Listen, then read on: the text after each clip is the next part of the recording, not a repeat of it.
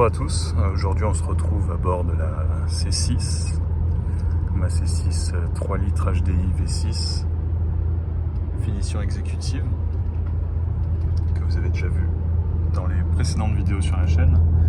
Et aujourd'hui on va traverser la France à travers des routes secondaires à destination de Menton, sur la Côte d'Azur. En fait, cette voiture est en région parisienne une moitié de l'année et elle est dans le sud, sur la Côte d'Azur, l'autre moitié de l'année. Donc là c'est le moment où je la permute et je fais monter la Lexus RC en région parisienne. Donc c'est l'occasion de traverser la France tranquillement à bord de ce canapé roulant. On est vraiment extrêmement bien installé, bien isolé du bruit extérieur. C'est vraiment la voiture que je préfère pour faire des longues distances, c'est un régal. Et donc on va traverser la France. Donc la première étape, ça va être d'aller de Paris à Genève, Prevessin exactement, juste à côté de Genève, où je vais passer la première nuit. Et ensuite, deuxième partie du parcours, ça sera d'aller de Prevessin à Menton, en passant par les Alpes, toujours sans prendre l'autoroute, par les routes secondaires. Donc ça devrait être très joli, autant aujourd'hui que demain. Donc on a commencé le parcours à 9h du matin, là il est 9h52. J'ai fait le plein à Meaux, et donc on m'affiche 1020 km d'autonomie.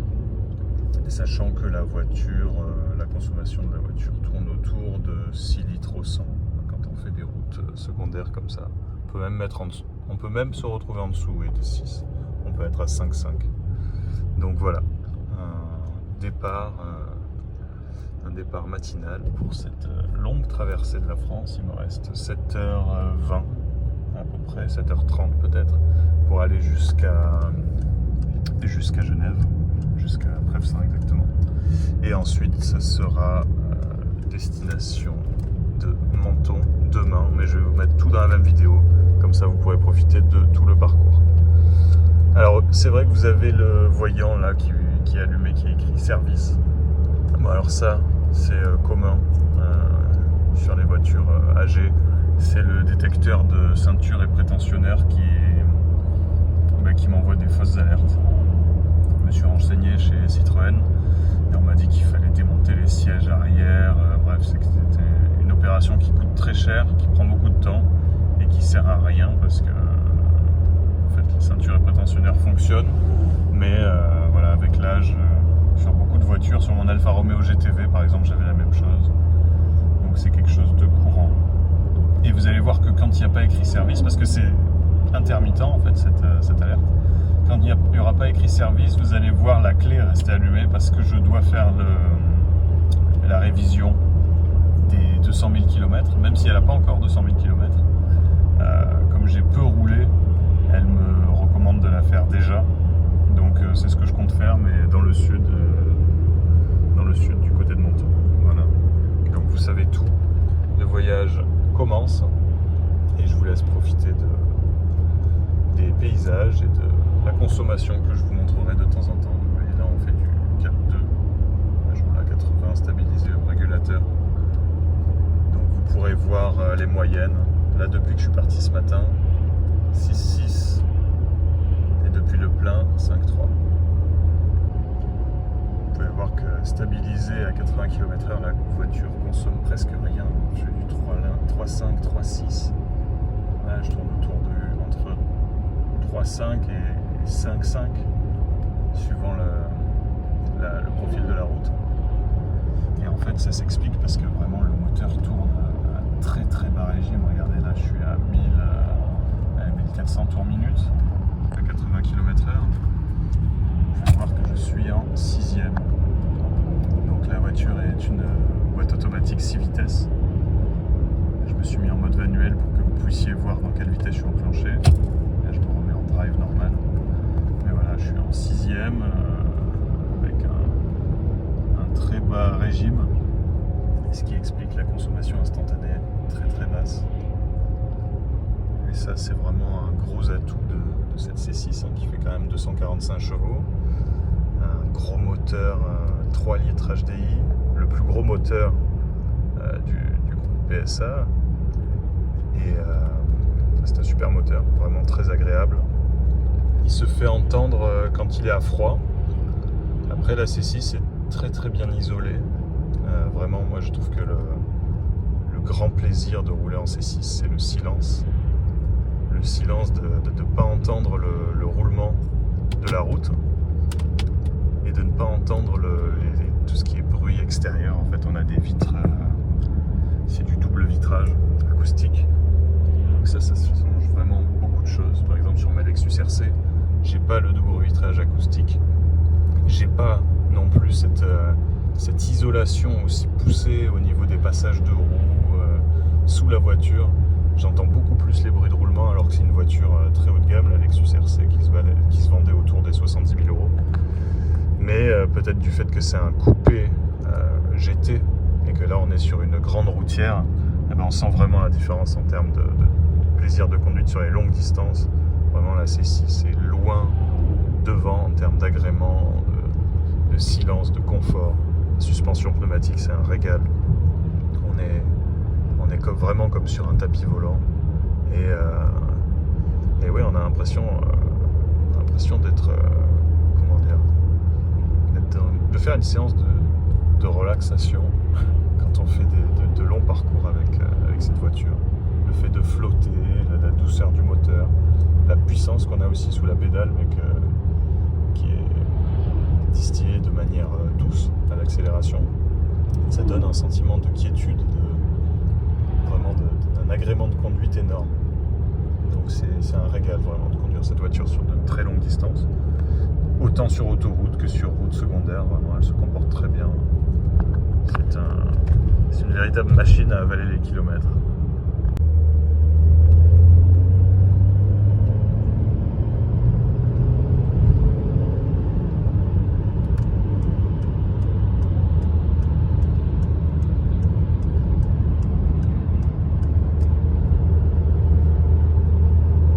Quelque chose de très pratique aussi sur la C6, c'est l'emplacement du régulateur de vitesse. Il me suffit d'appuyer sur plus-moins ici et vous voyez, tac tac, hop, je me mets à 110 et je peux baisser par kilomètre/heure, donc un par un, 107, 106, 101. Et ça c'est extrêmement pratique, alors que par exemple sur la Lexus, ça se passe ici, au niveau de là où j'ai les commodos pour régler la radio. Donc ici c'est plus, moins, changer de chanson, tout ça.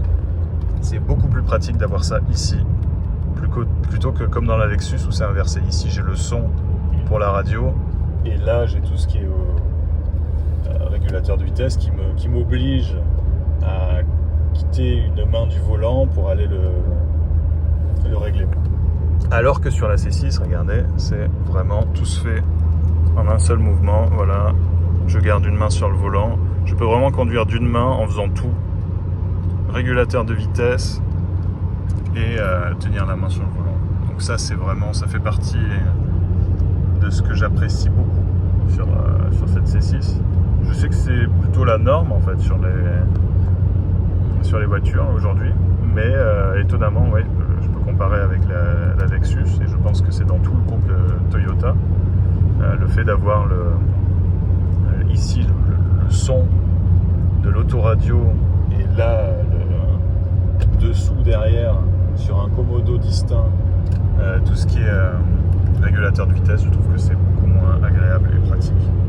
Puis j'apprécie aussi que son régulateur de vitesse à la C6 est non adaptatif. Donc je règle une vitesse, la voiture la suit, elle reste sur la vitesse que je lui demande et elle n'essaye pas de s'adapter à la voiture qui est devant, qui peut faire n'importe quoi.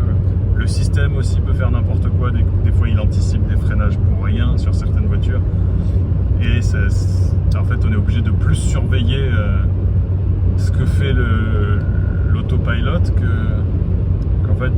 si on était nous-mêmes juste à devoir réguler notre vitesse. Donc je trouve ça très désagréable quand on est sur des voitures qui ont ce régulateur adaptatif. Je trouve que c'est pas forcément très utile. En tout cas sur ma Lexus, ça ne l'est pas. Et je préfère largement le système qui est ici sur la C6, qui est beaucoup plus basique et au final qui est beaucoup plus agréable. Il suffit de garder un œil sur la route et de voir si la voiture de devant roule plus lentement que moi et puis je la dépasse si besoin. Ou alors je m'adapte à sa vitesse. Le fait de pouvoir régler les kilomètres/heure un par un, c'est quand même... j'ai quand même beaucoup de marge et de possibilités pour choisir ma vitesse. Vous pouvez voir que maintenant j'ai 1100 km d'autonomie. C'est à peu près l'autonomie maximale que peut faire la C6 sur un plein, parce qu'elle n'a pas non plus un réservoir de 80 litres, je crois que c'est un réservoir seulement de 60 litres, il me semble, ou 70 en tout cas. Sur ma 607 que j'avais avant, j'avais un réservoir de 80 litres, je pouvais faire vraiment, des fois au compteur il y avait écrit 1600 km d'autonomie. Mais là sur la C6, ouais, on est plutôt sur du moins de 70 litres en tout cas le réservoir, mais c'est largement suffisant pour le parcours qu'on va faire là, pour traverser la France. Donc ça aussi c'est important quand on a une grande routière, c'est d'avoir un gros réservoir qui permet de faire le trajet d'un trait, en tout cas sans avoir besoin de faire le plein plusieurs fois quand on fait de très grandes traversées.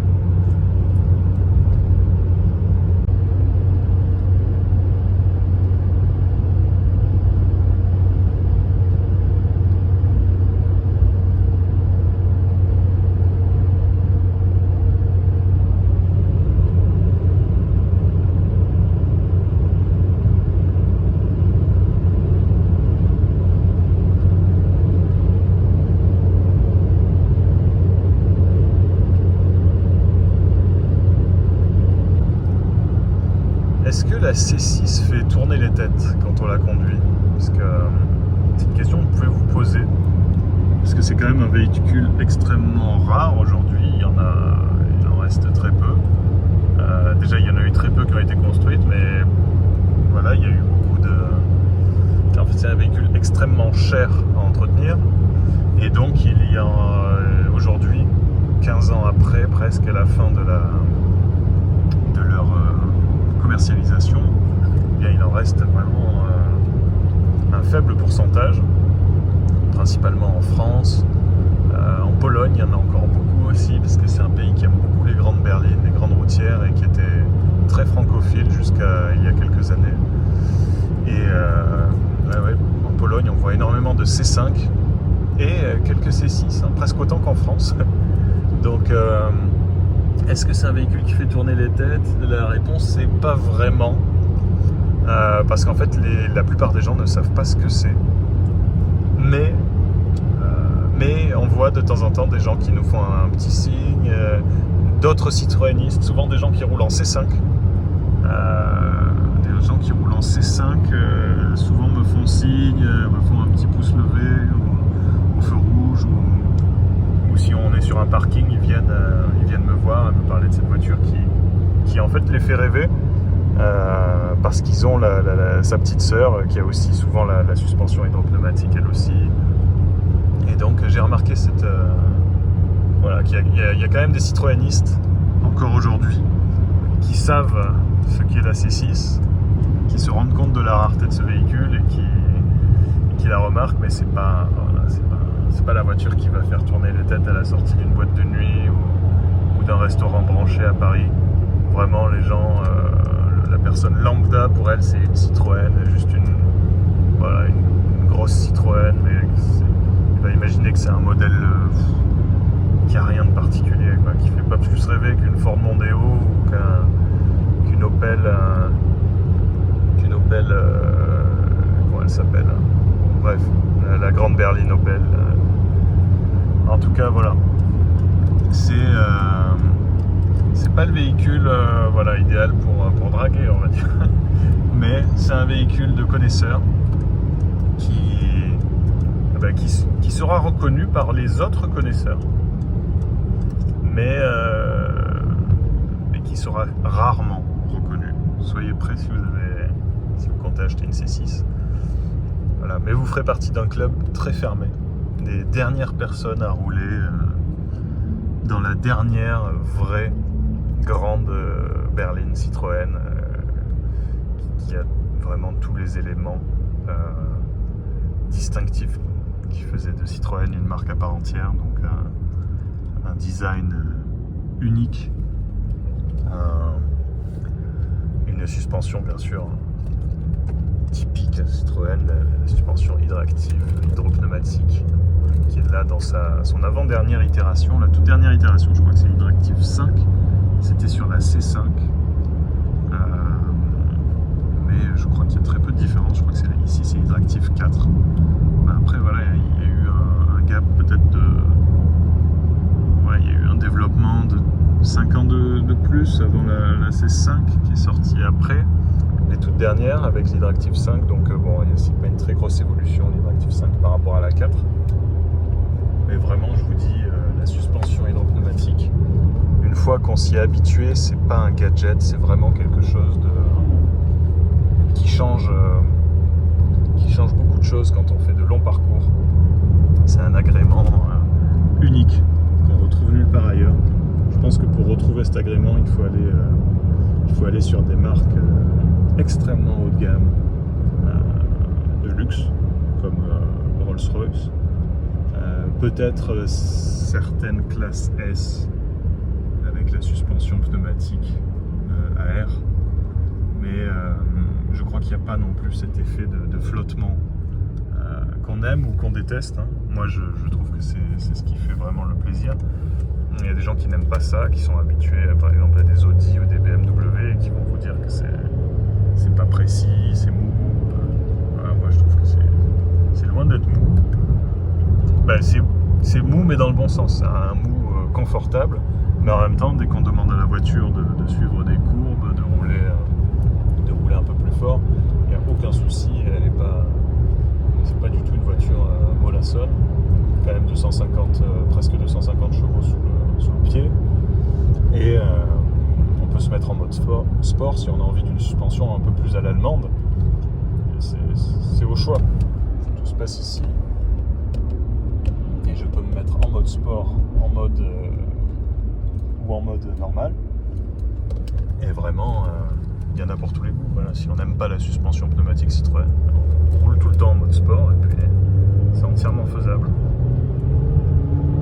Et puis le V6, ce V6 c'est un régal, il est extrêmement doux, souple, il a un bruit agréable, il est pas, le bruit se fait pas trop ressentir dans l'habitacle parce qu'elle est extrêmement bien isolée, mais en même temps quand on appuie sur la pédale on entend ce son quand même si c'est un V6 diesel, quand même un son onctueux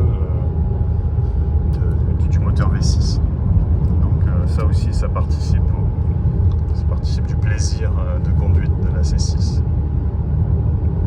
J'espère que ça se ressent dans ces vidéos, que vous arrivez à vous rendre compte de la suspension, de son débattement, du bruit du moteur aussi. Je ne sais pas si ça s'entend très bien.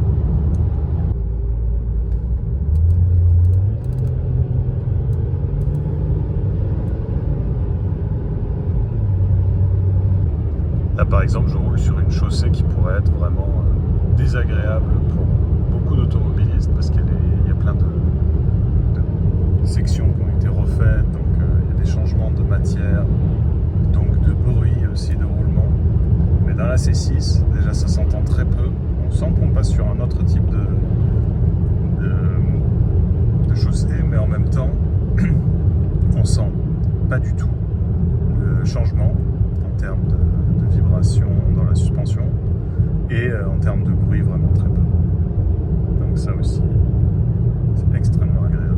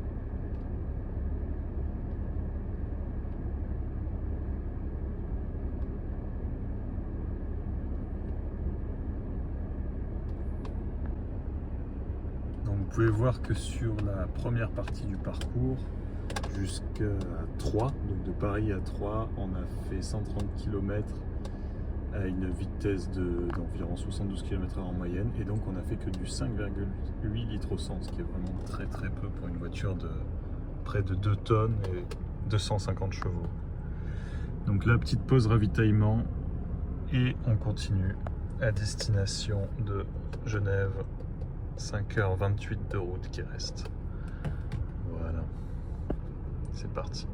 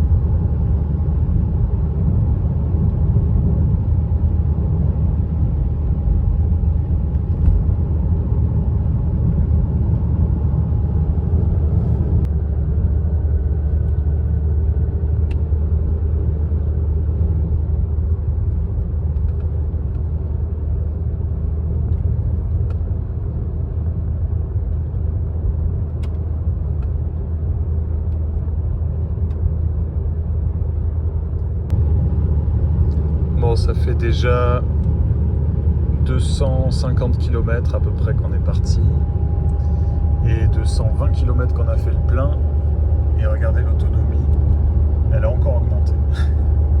Donc là ça nous dit qu'on peut faire 1120 km, parce que j'ai une conso en fait moyenne très basse, à peine 5-7 depuis le plein, et ça s'explique par les routes qui sont limitées à 90, donc c'est vraiment la vitesse optimale pour consommer peu et pas avoir trop la résistance à l'air en fait qui nous ralentit.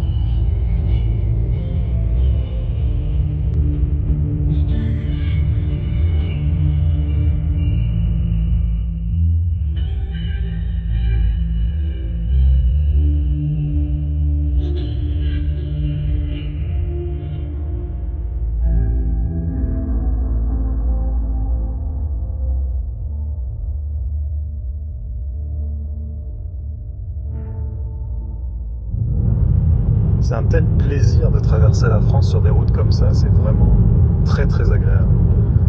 Surtout dans les départements où la vitesse limite est à 90. Franchement, pourquoi prendre l'autoroute quand on a le temps? Parce que regardez, là il n'y a personne, la route elle est superbe, elle est vallonnée. Je suis entre Troyes et Dijon, là, je suis en train de m'approcher de Dijon petit à petit. Et c'est vraiment un plaisir. Mais alors, vraiment je regrette pas de ne pas prendre l'autoroute aujourd'hui, parce qu'il fait un temps magnifique. Je suis seul sur les routes, il n'y a pas de camions. On a des routes nationales magnifiques dans cette région, vraiment superbe, avec des aires de repos un peu partout. Mais par exemple en Italie, où je roule aussi beaucoup, des aires de repos, même sur l'autoroute qui coûte une fortune comme en France, on n'a pas de si belles aires de repos que sur cette route nationale gratuite. Donc vraiment c'est une très très belle route. Et je trouve que quand même en France on a c'est vrai que nos autoroutes coûtent une fortune. Alors ça c'est clair. Mais on a de très belles aires d'autoroutes comparées aux autres pays. Par exemple en Italie, comme je vous dis, où les autoroutes sont hors de prix, comme en France. Les aires de repos, mais c'est catastrophique. C'est des stations-service avec quelques places autour des pompes et des toilettes dégueulasses à l'intérieur de la station, derrière la boutique, quoi. Alors qu'en France, c'est vrai qu'on paye une fortune pour nos autoroutes, mais on a de très belles aires de repos. Et même sur les routes nationales, on a des aires de repos qui sont aménagées sur les côtés. Et ça, c'est quand même unique. Je n'ai pas vu ça dans d'autres pays où je roule régulièrement. Donc ni en France, ni en Pologne, ni en Allemagne, ni dans les pays baltes. Donc ouais, pour ça, franchement, on a de très très belles routes nationales. Et elles sont à la fois belles et agréables et bien entretenues. En tout cas dans ces coins-là. Voilà. Donc ouais, un vrai plaisir d'effectuer ce trajet aujourd'hui avec ma C6 qui va fêter ses 15 ans bientôt et qui approche des 200 000 km.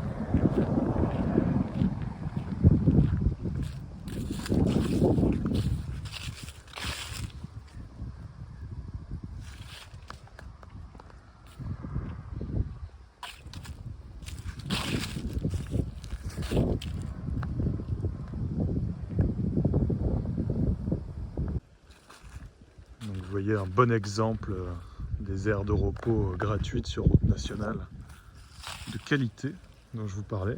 Regardez, là on est en Bourgogne, on approche de Dijon. Très jolie aire pour se reposer, faire un pique-nique.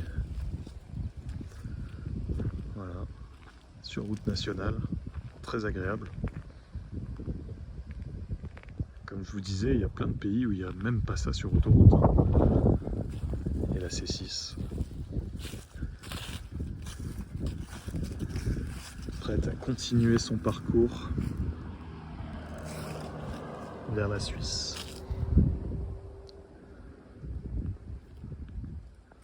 Vraiment, à chaque fois que je regarde cette voiture, à chaque fois que je vais la prendre, eh ben je suis impressionné par le design. J'arrive pas à m'en lasser en fait. Ça fait bientôt 6 ans que je l'ai.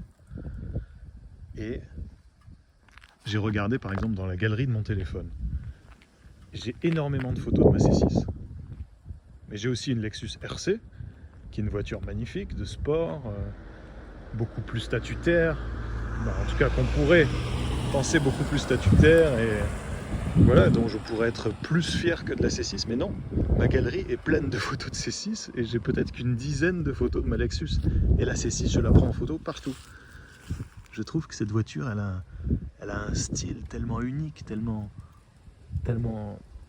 C'est la seule à avoir ce style-là, on la remarque parmi toutes, en tout cas pour quelqu'un comme moi qui s'intéresse au design automobile, à l'histoire de l'automobile, de la marque Citroën. Elle évoque tellement de choses, cette voiture. Et elle, en même temps, tellement étrange. Cet arrière, là, c'est très particulier. Regardez cette vitre arrière qui s'arrête derrière la roue. Ça, c'est unique. Regardez la taille de la custode arrière. Elle est extrêmement longue. C'est assez désorientant hein, pour quelqu'un qui est habitué au design germanique, par exemple, bien sûr, de voir une telle voiture. Malheureusement, aujourd'hui, la plupart des gens ils sont habitués voilà, aux productions allemandes, du groupe Volkswagen, de BMW, de Mercedes. Mais ça c'est la digne héritière de la CX, dont elle a repris énormément d'éléments de style. C'est la digne héritière de la DS, de la SM, de la XM. C'est ça qu'elle raconte, cette voiture. Et c'était vraiment une voiture qui était au niveau, capable de concurrencer les grandes routières allemandes, Audi A6, Mercedes classe E, mais avec le confort de roulement de la gamme du dessus. Elle a vraiment le confort de roulement de la classe S, de la Lexus LS, qui venait à peine d'apparaître à cette époque-là.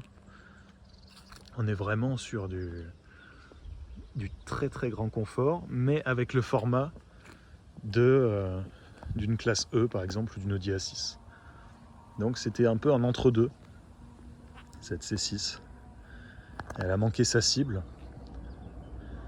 mais qu'est-ce qu'elle est belle. Qu'est-ce qu'elle est unique. Vraiment, je me lasse jamais de la regarder ou de la prendre en photo dans différents paysages, différents lieux. Elle a un design qui me plaît beaucoup. J'aime vraiment beaucoup les anciens chevrons Citroën avant qu'ils les arrondissent, on ne sait pourquoi. C'est comme si Mercedes arrondissait son étoile. Je sais pas, Audi transformait ses 4 anneaux en 4 carrés.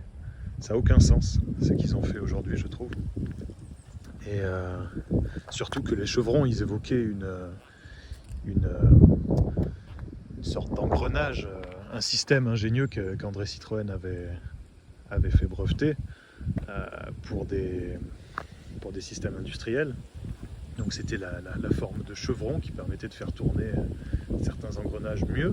Ça n'a aucun sens de les avoir transformés dans le design Citroën d'aujourd'hui en chevrons arrondis. Parce que ça évoque même plus l'histoire de la marque et pourquoi les chevrons. Et en plus là sur la C6, je trouve que c'est vraiment la quintessence de l'intégration du logo Citroën. Vous voyez, il est intégré dans le pare-choc avant, dans l'avant de la voiture, à la fois en prenant le capot et le bas du bouclier avant, mais surtout c'est une prise d'air. Vous voyez ? Et ça c'est vraiment extrêmement ingénieux. En fait, l'air passe à travers les chevrons et vient directement rafraîchir le moteur. Et ça c'est fou. Ça c'est extrêmement bien pensé. Et là vraiment je trouve que c'était les années, l'âge d'or de Citroën, quand il y avait il y avait toute une gamme à cette époque-là. La marque possédait une gamme qui allait de la C1 à la C6. Il y avait aussi le grand monospace, je crois que c'était le C8. C'était énorme tout ce qu'ils proposaient. C'était digne des marques allemandes d'aujourd'hui. Et la C6 était vraiment la voiture statutaire, la grande berline, avec de l'ambition. Et c'est triste qu'en France, quand on a de l'ambition, on fait des ballons d'essai, mais on continue pas dans la ligne, et puis on s'arrête, et on croit pas en nous. Et ça, c'était un peu un modèle où je pense que les ingénieurs se sont fait plaisir, mais ils ont vite été rattrapés par La réalité, au moment de la conception, on leur a dit non, mais n'y allez pas trop sur telle ou telle chose. Par exemple, l'intérieur, ils ont dû faire des économies, des compromis. Et voilà, c'est ce qui fait que cette voiture, c'est, comme je vous avais déjà dit dans la présentation, ici le pire côtoie le meilleur.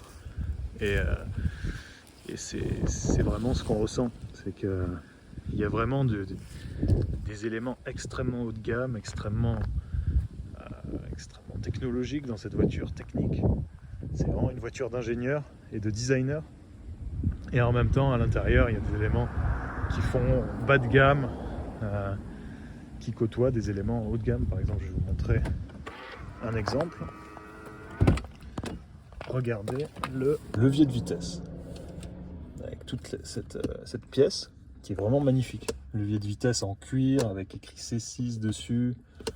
Voilà, c'est une très belle pièce avec ce... Je crois que c'est du faux bois. Je pense pas que ce soit du vrai bois, mais vous me corrigerez peut-être. Donc ça, c'est vraiment une très belle pièce. Mais regardez au-dessus, ce bloc en plastique, ces aérateurs qui sont pas très... Ils auraient pu, je sais pas, les cercler avec du chrome ou avec un effet particulier. Là, ça fait vraiment trop... tout est noir, voilà. Tout est d'un bloc noir. Et ça, ou les commodos... les commodos qui font pas très haut de gamme, quoi. C'est ça que je reproche à la C6. Après, vous voyez, il y avait l'intégration là des réglages du siège, un peu façon Mercedes, la vitre sans montant. Il y a énormément d'efforts qui ont été faits et en même temps qui se retrouvent gâchés par des éléments un peu trop bas de gamme, qui font trop recyclage des pièces du groupe. Alors que sur cette voiture, on s'attendrait à ce que tout soit, pas tout, mais que beaucoup d'éléments soient sur mesure, on va dire. Et bien sûr, ça, c'est dans le meilleur des mondes, s'il n'y avait pas des budgets à respecter aussi stricts. Mais voilà, regardez par exemple ça. Ça, c'est vraiment un gaspillage un peu du budget. Est-ce qu'il y avait besoin, vraiment, de mettre cet écran, de motoriser cet écran pour qu'il soit capable de faire ça? Est-ce que ça m'a déjà servi en 6 ans? Jamais. Mais alors vraiment, jamais je n'ai appuyé sur ce bouton par praticité. Je sais qu'il est là, je l'ai déjà utilisé, mais sans vraiment comprendre quel est le sens de l'avoir motorisé, quoi. Ça aide pas à enlever les reflets, non, c'est juste de l'argent qu'ils ont passé là-dedans pour peu de choses. Par exemple, les appuis-têtes. Sur la 607 que j'avais avant, ils étaient motorisés. Donc j'avais pas ici l'emplacement des contrôles du siège, mais c'était plutôt en bas à droite. Sur les contrôles du siège, je pouvais monter et descendre l'appui-tête. Sur la C6, ils se sont dit ah non, on a peut-être mis trop de budget là-dedans, du coup on va pas le mettre dans ça. Alors que sur les allemandes, ça y est, c'est motorisé. Donc voilà, c'est des exemples un peu bizarres. Ça, j'apprécie beaucoup. Regardez la cinématique. Vous voyez, quand je déclenche mes essuie-glaces, ils sortent, et si j'arrête, hop, ils re-rentrent. Et ça, c'est incroyable pour l'aérodynamique. Il y a eu un effort qui a été fait. J'ai vu ça sur... je sais pas si j'ai déjà vu ça sur d'autres voitures, mais c'est vraiment... Moi, en tout cas, je n'ai jamais vu ça sur d'autres voitures, mais ça doit exister. Mais je sais que, par exemple, sur des modèles haut de gamme allemands, il n'y a pas ça. Là, ils se sont embêtés à faire un système qui fait remonter les essuie-glaces et puis qui les fait re-rentrer dans la calandre pour améliorer le CX de la voiture et son aérodynamisme sur autoroute. Et ça, c'est fou. Ça, c'est vraiment une recherche du détail qui est impressionnante. Ça aussi, une recherche du détail impressionnante, c'est la ventilation qui sort par ici. On penserait que c'est une enceinte, mais non, c'est ce qu'ils appellent de la ventilation diffuse. Donc ça permet en fait de fermer tout simplement les aérations qui sont ici et d'avoir la ventilation qui se disperse dans l'habitacle par ces petits trous ici.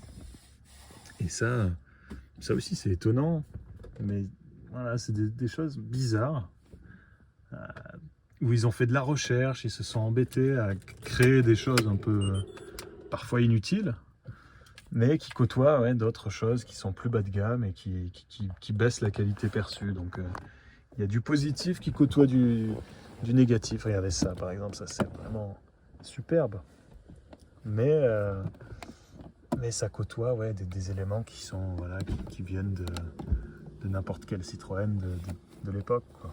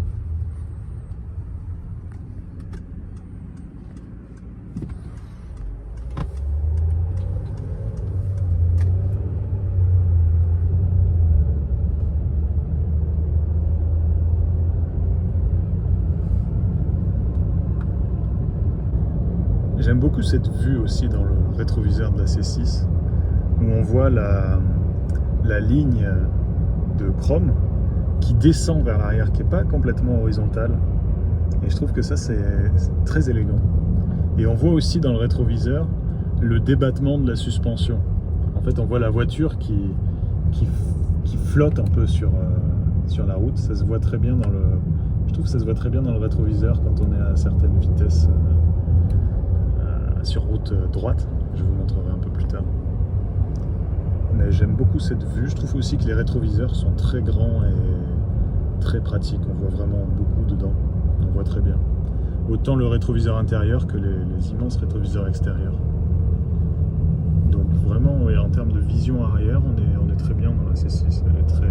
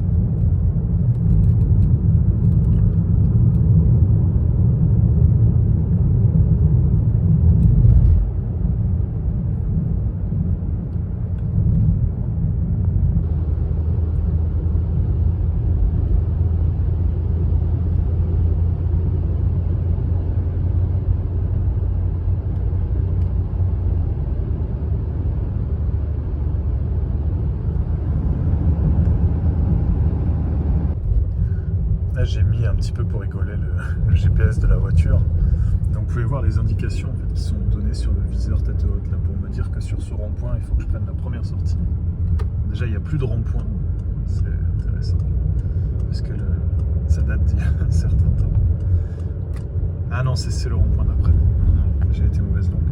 Mais vous voyez comment c'est indiqué en fait. Il y a des petits points, des petits traits sous le cercle qui signifie que ça va être un rond-point. Là, ça y est, on est au cercle et il faut aller à droite. Et les petits traits, en fait, il y en a de plus en plus ou moins suivant la distance qui nous en sépare. Voilà, il faut connaître le système. Mais pour l'époque, en 2007, quand ils ont mis ça en place, c'était quand même assez moderne.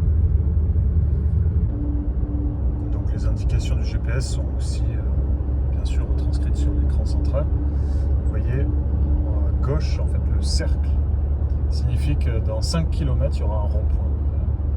Tout un langage codé à connaître, hein, et qu'on apprend petit à petit en conduisant la C6.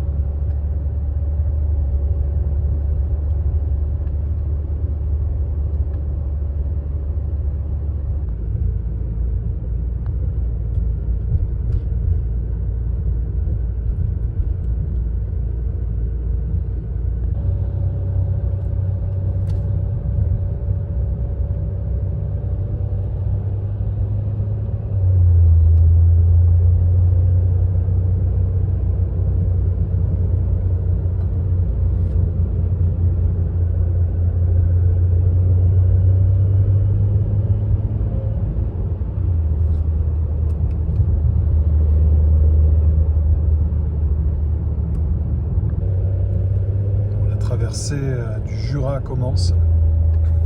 On commence à monter et ça va devenir de plus en plus beau. C'est vraiment une belle région, le Jura, avec de très beaux paysages. Donc je vais vous laisser profiter.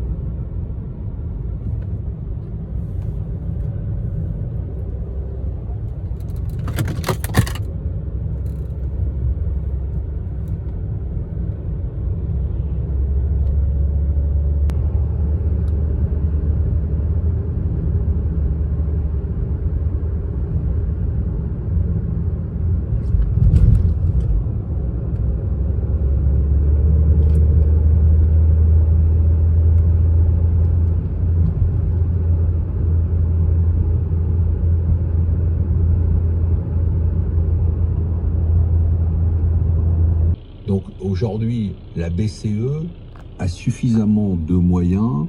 En plus, l'Allemagne est à nouveau en situation d'excédent. L'Allemagne a un taux de dette qui est à 60% de son PIB, qui va augmenter parce qu'ils vont faire de la relance. Mais ils ont des petits... Autant c'est difficile de dire à des gens, tu dois, ce que je conseille à tout le monde de faire, hein, tu dois mettre en place un virement automatique un virement programmé de...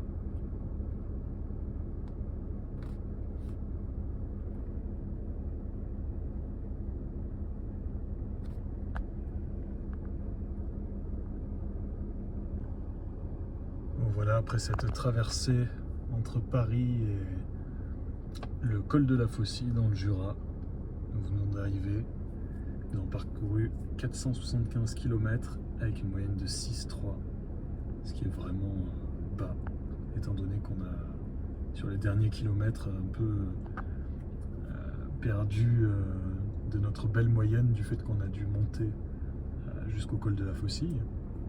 Mais c'est une très bonne consommation pour une voiture de 2 tonnes et 250 chevaux.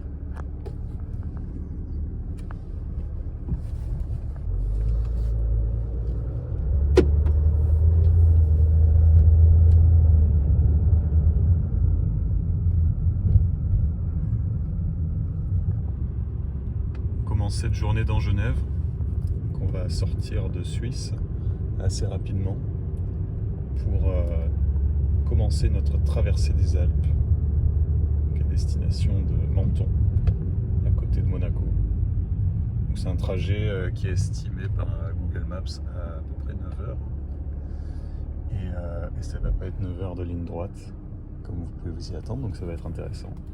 Il devrait y avoir de beaux paysages. Voilà. Donc je vous laisse profiter de la route. De temps en temps, je vous montrerai la conso en instantané, en moyenne. J'ai remis à 0 les valeurs. Donc ça, c'était hier. Donc on a fait du 6-4 parce qu'à la fin, il a fallu qu'on gravisse le Jura, que vous voyez là-bas, qui sépare la France de la Suisse, la région de Genève. Voilà, on vient de remettre à 0, donc là on fait du 12 au 100 parce que tout commence, c'est que de la ville, mais après, vous allez voir, ça va redescendre.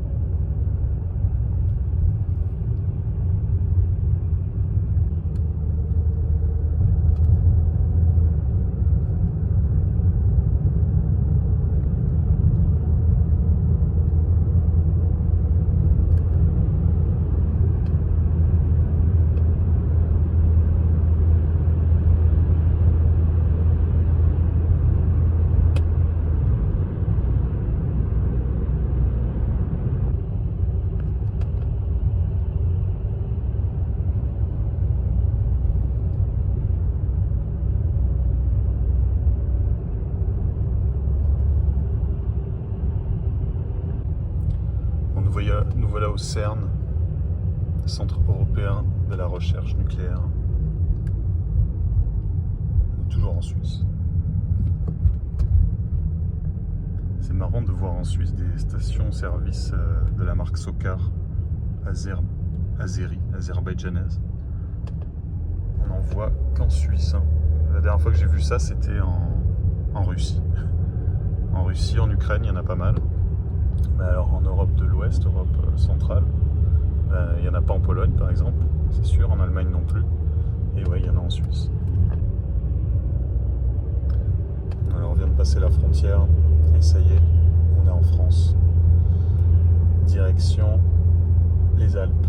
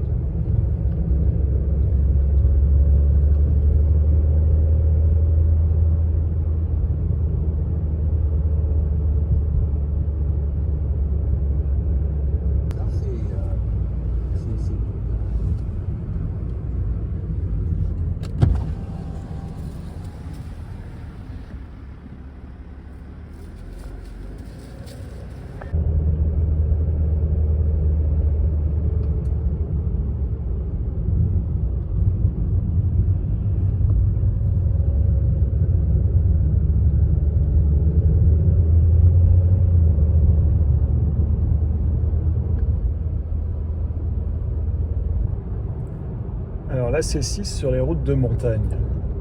Donc oui, elle a la suspension hydropneumatique, qui est une suspension pilotée. Donc là, je suis en mode sport.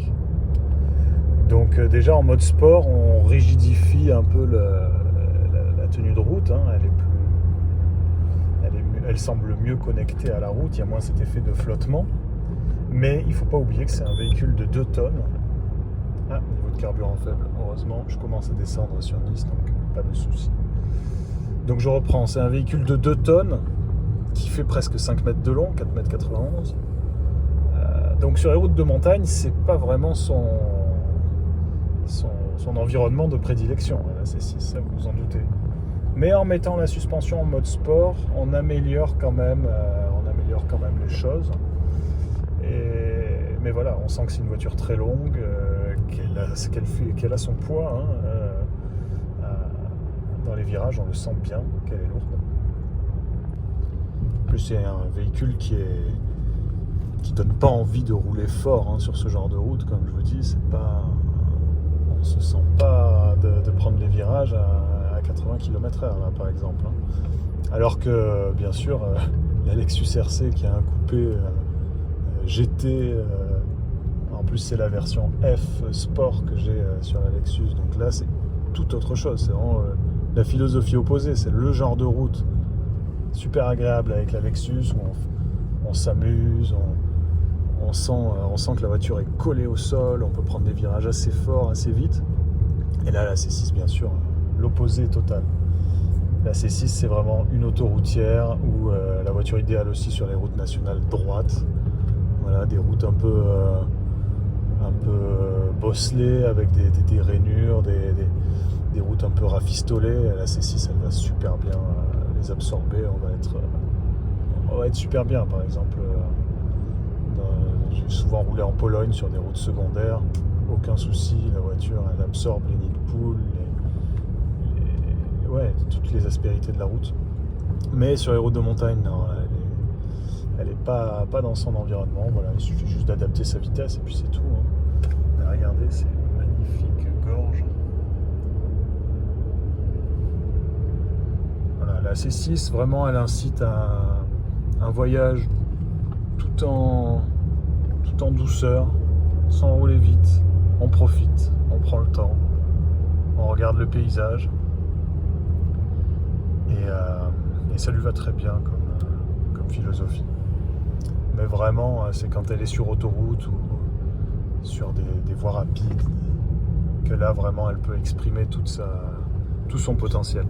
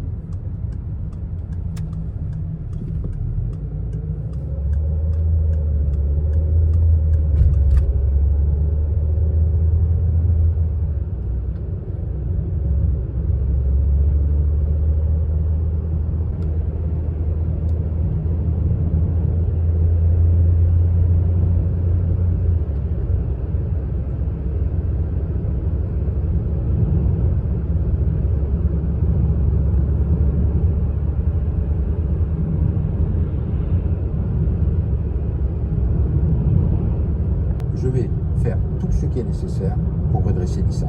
Rien de plus. Je ne vais toucher à aucune tradition, je ne vais toucher à rien qui n'ait une influence sur la performance directe, mesurable, sur la performance de Nissan. Donc, je vais faire mes difficiles, s'il y a besoin de faire mes difficiles. Donnez-moi un an de crédit, un an, pas plus que ça. Et après, faites ce que vous voulez si je ne remplis pas la tâche. Ouais, bon. Vous leur dites, dans un an, si j'ai pas réussi... Oui, non, mais même quand j'ai annoncé le Nissan Revival Plan, j'ai dit officiellement que si l'entreprise n'était pas profitable au bout d'un an, je partais avec moi tous les membres du comité exécutif. J'ai dit aussi que si la dette n'était pas divisée par 2 au bout de 3 ans, je partais et les membres du comité exécutif. Donc j'ai pris des engagements, j'ai pas pris des engagements. Bien sûr, n'ont pas du tout aimé le fait que je remette en cause tout un tas de choses qui sont considérées sacrées par eux. Par contre, ils ont respecté l'esprit de ce qu'ils appellent le samouraï. Hein, vous savez, le samouraï, on l'envoyait au combat. S'il perdait le combat, il se faisait seppuku, hein, se tuer. Hein, donc c'était à peu près ça. Hein. Moi j'ai dit, attends, si je ne gagne pas ma bataille, je me fais seppuku. De Carlos II ? Ah oui. Vous avez pleuré de bonheur ou pas ? À un moment donné, est-ce que les nerfs lâchent quand on vit un truc comme ça de... Non, moi le soulagement est venu quand j'ai rencontré mon épouse à Beyrouth. Voilà, la première fois que je la voyais depuis très très longtemps. Puis c'était un cauchemar qui passait, quoi, tout d'un coup. Vous avez dit, ça y est. Ouais, incroyable. Et vos enfants, vous attendez ? Non, bah du coup, personne ne savait. Voilà, je n'étais pas là, ça.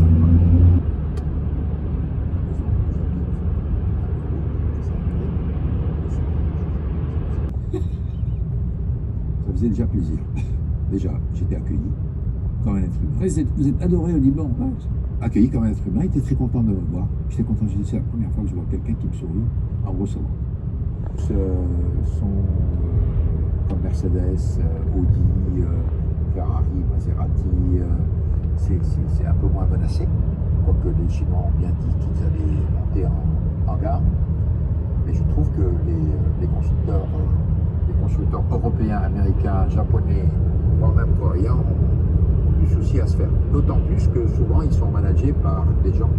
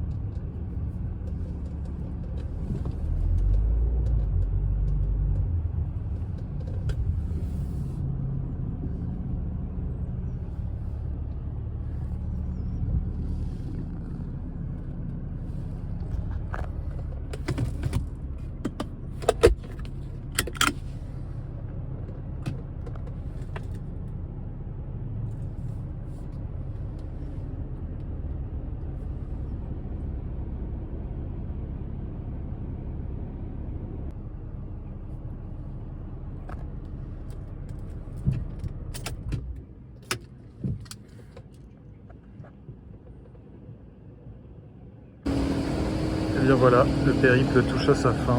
Il vient d'arriver à Nice. Il faut me croire, hein, sur parole, on est bien à Nice. On n'est peut-être pas dans le coin le plus glamour de Nice. Mais voilà, c'est le moment de faire les comptes de cette traversée de la France. Parce qu'on a roulé sur le même réservoir depuis Meaux. Donc Meaux qui est vraiment aux portes de la région parisienne. Hein. Donc là, en faisant le plein, on va savoir exactement combien a coûté cette traversée de la France, car je n'ai pris aucune autoroute. Donc le résultat va pas tarder à apparaître.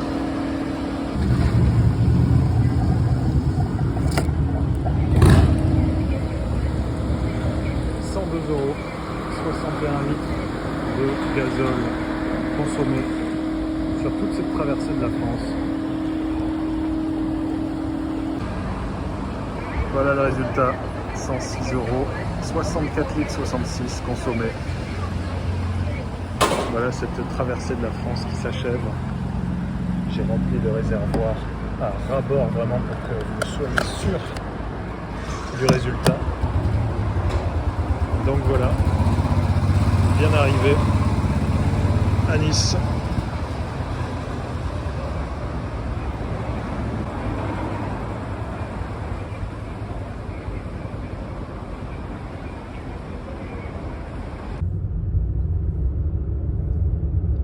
Et voilà l'arrivée sur Menton, Roquebrune-Cap-Martin exactement. Donc là, vous pouvez voir en bas la côte.